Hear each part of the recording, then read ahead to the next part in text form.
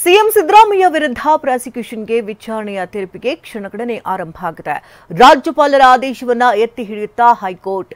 CM ಸಿದ್ದರಾಮಯ್ಯಗೆ ನಿರ್ಣಾಯಕ ದಿನವಾಗುತ್ತಾ? ಕಾಂಗ್ರೆಸ್ ಸರ್ಕಾರ ಬಿದ್ದರೂ ಸಹ ಆಶ್ಚರ್ಯ ಪಡಬೇಕಿಲ್ಲ ಎಂದ ಬಿವಿವೈ. ಈ ಸುದ್ದಿಗಳನ್ನು ನೋಡೋಣ ಸಿಎಂ ಭವಿಷ್ಯ ನ್ಯೂಸ್ ಟಾಪ್ನಲ್ಲಿ. ಮೈಸೂರು ನಗರಾಭಿವೃದ್ಧಿ ಪ್ರಾಧಿಕಾರದಲ್ಲಿ ನಡೆದಿದೆ ಎನ್ನಲಾದ ಹಗರಣದಲ್ಲಿ ಸಿದ್ದರಾಮಯ್ಯ ಪತ್ನಿಗೆ 14 ಸೈಟ್ ನೀಡಿರುವ ಆರೋಪ ಸಿಎಂ ಸುತ್ತ ಸುತ್ತುತ್ತಾ ಇದೆ.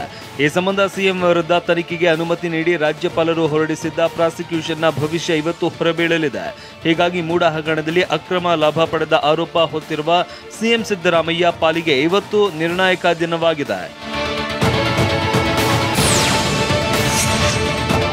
ರಾಜ್ಯಪಾಲರ ಪ್ರಾಸಿಕ್ಯೂಷನ್ ಪ್ರಶ್ನಿಸಿ ಸಿಎಂ ಸಿದ್ದರಾಮಯ್ಯ ಹೈಕೋರ್ಟ್ ಮೆಟ್ಟಿಲೇರಿದ್ದಾರೆ. ಸಿಎಂ ಸಿದ್ದರಾಮಯ್ಯ ಪರ ಹಿರಿಯ ವಕೀಲರಾದ ಅಭಿಷೇಕ್ ಮನು ಸಿಂಘ್ವಿ ವಾದ ಮಂಡಿಸಿದ್ರು. ರಾಜ್ಯಪಾಲರ ವಿಶೇಷ ಕಾರ್ಯದರ್ಶಿ ಪರ ಸಾಲಿಸಿಟರ್ ಜನರಲ್ ತುಷಾರ್ ಮೆಹ್ತಾ ಪ್ರತಿವಾದ ಮಾಡಿದ್ರು. 6 ದಿನ ನಡೆದಿದ್ದ ವಾದ ಪ್ರತಿವಾದ ಆಲಿಸಿದ್ದ ಹೈಕೋರ್ಟ್ನ ನ್ಯಾಯಮೂರ್ತಿ ಎಂ ನಾಗಪ್ರಸನ್ನ ಅವರಿದ್ದ ಏಕಸದಸ್ಯ ಪೀಠ ತೀರ್ಪು ಕಾಯ್ದಿರಿಸಿತ್ತು. ಮಧ್ಯಾಹ್ನ 12 ಗಂಟೆಗೆ ಹೈಕೋರ್ಟ್ ತೀರ್ಪು ಪ್ರಕಟಿಸಲಿದೆ. ಸಿಎಂ ಸಿದ್ದರಾಮಯ್ಯ ಪರ ಹಿರಿಯ ವಕೀಲರಾದ ಅಭಿಷೇಕ್ ಮನು ಸಿಂಘ್ವಿ ವಾದ ಮಂಡಿಸಿದ್ದಾರೆ. ಮೂಡ ಹಗರಣದಲ್ಲಿ ಸಿಎಂ ಪಾತ್ರ ಏನಿತ್ತು ಅನ್ನೋದನ್ನ ರಾಜ್ಯಪಾಲರು ತಿಳಿಸಿಲ್ಲ. ಯಾವುದಾದರೂ ಕಡತಕ್ಕೆ ಸಿಎಂ ಸಹಿ ಹಾಕಿದ್ದಾರೆಯೇ ಅಂತ ಹೇಳಿಲ್ಲ. ರಾಜ್ಯಪಾಲರು ತಮ್ಮ ವಿವೇಚನಾಧಿಕಾರವನ್ನ ವಿಶೇಷ ಸಂದರ್ಭಗಳಲ್ಲಷ್ಟೇ ಬಳಸಬೇಕು. ಹಾಗೆ ಬಳಸಿದಾಗ ಆಯ್ಕೆ ಕಾರಣಗಳನ್ನ ನೀಡಬೇಕು. ಆದರೆ ಪ್ರಕ್ರಿಯೆ ಪಾಲಿಸದೆ ತರಾತುರಿಯಲ್ಲಿ ಆದೇಶ ನೀಡಿದ್ದಾರೆ ಅಂತ ಅಭಿಷೇಕ್ ಮನು ಸಿಂಘ್ವಿ ವಾದ ಮಂಡಿಸಿದ್ದಾರೆ.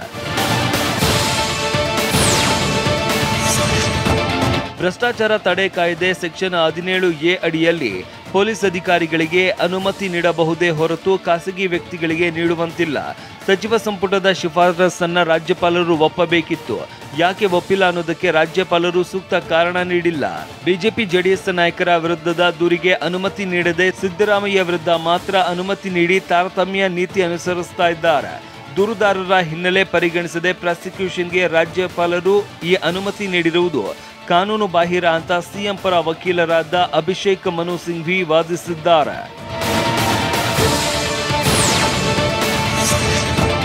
ಇನ್ನು ರಾಜ್ಯಪಾಲರ ವಿಶೇಷ ಕಾರ್ಯದರ್ಶಿ ಪರ ಸಾಲಿಸಿಟರ್ ಜನರಲ್ ತುಷಾರ್ ಮೆಹ್ತಾ ಪ್ರತಿವಾದ ಮಂಡಿಸಿದ್ದಾರೆ. ಸೆಕ್ಷನ್ 17A ಅಡಿಯಲ್ಲಿ ರಾಜ್ಯಪಾಲರು ಮೇಲ್ನೋಟಕ್ಕೆ ಅಪರಾಧದ ಅಂಶಗಳಿವೆಯೇ ಅನ್ನೋದನ್ನ ನೋಡಬೇಕು. ರಾಜ್ಯಪಾಲರು ತೀರ್ಪು ನೀಡ್ತಾ ಇಲ್ಲ. ತನಿಖೆಗೆ ಅನುಮತಿಯನ್ನಷ್ಟೇ ನೀಡ್ತಾ ಇರೋದ್ರಿಂದ ವಿವರವಾದ ಕಾರಣಗಳನ್ನ ಕೊಡಬೇಕಾಗಿಲ್ಲ. ಕೊಟ್ಟರೆ ತನಿಖಾಧಿಕಾರಿ ಮೇಲೆ ಪ್ರಭಾವವಾಗುವ ಸಾಧ್ಯತೆ ಇರುತ್ತದೆ.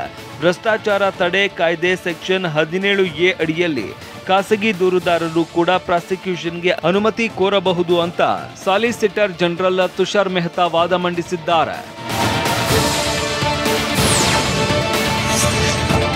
ಶೋಕಾಸ್ ನೋಟಿಸ್ ಹಿಂಪಡೆಯುವಂತೆ ಸಚಿವ ಸಂಪುಟ ಶಿಫಾರಸನ್ನು ಒಪ್ಪದೆ ಇರೋದಕ್ಕೆ ರಾಜ್ಯಪಾಲರು ಕಾರಣ ಕೊಟ್ಟಿದ್ದಾರೆ ಅಂತ ಸಾಲಿಸಿಟರ್ ಜನರಲ್ ತುಷಾರ್ ಮೆಹ್ತಾ ಪ್ರತಿವಾದ ಮಂಡಿಸಿದ್ದಾರೆ. ತಮ್ಮನ್ನು ಆಯ್ಕೆ ಮಾಡಿದ ಸಿಎಂ ವಿರುದ್ಧವೇ ಸಚಿವ ಸಂಪುಟ ನಿರ್ಣಯ ಕೈಗೊಳ್ಳೋದು ಅಂತ ರಾಜ್ಯಪಾಲರು ಭಾವಿಸುವಂತಿಲ್ಲ.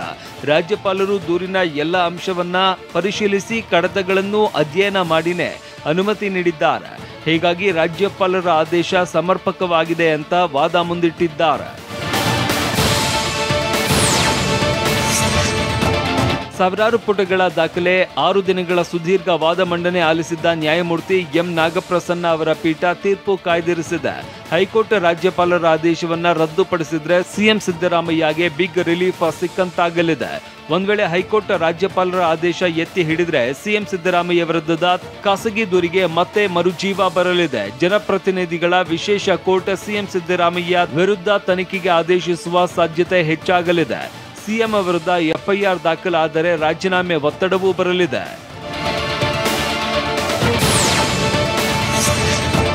ಕಾಂಗ್ರೆಸ್ ಸರ್ಕಾರ ಬಿದ್ದರೂ ಸಹ ಆಶ್ಚರ್ಯ ಪಡಬೇಕಾಗಿಲ್ಲ ಅಂತ ಬಿಜೆಪಿ ರಾಜ್ಯಾಧ್ಯಕ್ಷ ಬಿವೈ ವಿಜೇಂದ್ರ ಭವಿಷ್ಯ ನುಡಿದಿದ್ದಾರೆ. ಚಿತ್ರದುರ್ಗದಲ್ಲಿ ಮಾತನಾಡಿದ ಅವರು, ಸಿಎಂ ಸಿದ್ದರಾಮಯ್ಯಗೆ ಒಂಟಿ ಕಾಲಲ್ಲಿ ನಿಲ್ಲುವ ಸ್ಥಿತಿ ಬಂದಿದೆ. ನಾನು ಸಿಎಂ ಅಂತ ಗೊಂದಲ ಶುರುವಾಗಿದೆ. ಸಿದ್ದರಾಮಯ್ಯ ಯಾವಾಗ ರಾಜೀನಾಮೆ ಕೊಡ್ತಾರೆ ಅಂತ ಕಾಯ್ತಾ ಇದ್ದಾರೆ ಅಂತ ಲೇವಡಿ ಮಾಡಿದ್ದಾರೆ.